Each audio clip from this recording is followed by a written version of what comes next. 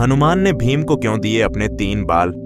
एक बार पांडवों के पास नारद मुनि आए और उन्होंने युधिष्ठिर से कहा कि स्वर्ग में आपके पिता पांडु दुखी हैं। कारण पूछने पर उन्होंने कहा कि पांडु अपने जीते जी राजसूय यज्ञ करना चाहते थे जो न कर सके। ऐसे में आपको ऐसा कर उनकी आत्मा को शांति पहुंचाना चाहिए। तब पांडवों ने राजसूय यज्ञ आयोजित किया।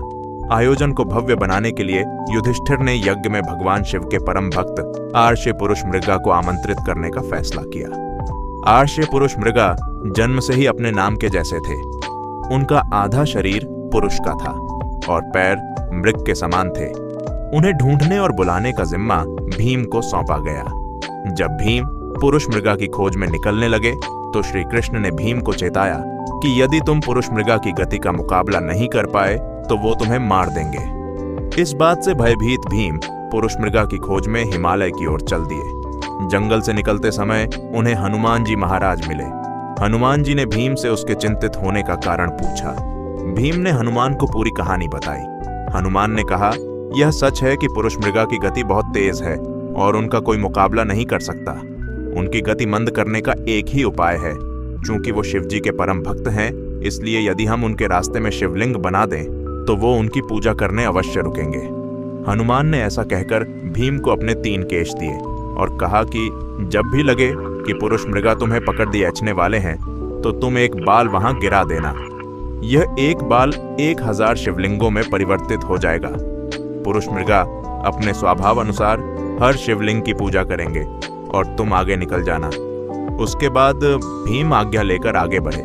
कुछ दूर जाकर ही भीम को पुरुष मृगा मिल गए जो कि भगवान महादेव की स्तुति कर रहे थे। भीम ने उन्हें प्रणाम किया और अपने आने का कारण बताया। इस पर ऋषि ने सशर्त जाने के लिए हाँ कर दी। शर्त ये थी कि भीम को उनसे पहले हस्तिनापुर पहुंचना था और यदि वो ऐसा न कर सके तो ऋषि पुरुष मृगा भीम को खा जाएंगे। भीम ने भाई की इच्छा को ध्यान में रखते हुए हाँ कर दी और हस्तिनापुर की तरफ पूरे बल से दौड़ पड़े। काफी दौड़ धरने के बाद भीम ने भागते भागते ही पलट कर देखा कि पुरुष मृगा पीछे आ रहे हैं या नहीं, तो चौंक गए कि पुरुष मृगा उसे बस पकड़ देने ही वाले हैं। तभी भीम को हनुमान के बाल याद आए और उनमें से एक को गिरा दिया। गिरा हुआ बाल 1000 शिवलिंगों में बदल गया। शिव के परम भक्त होने के नाते पुरुष मृगा हर शिवलिंग को प्रणाम करने लगे और भीम भागते रहे।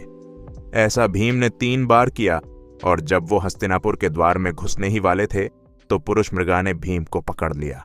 हालांकि भीम ने छलांग लगाई थी पर उसके पैर दरवाजे के बाहर ही रह गए।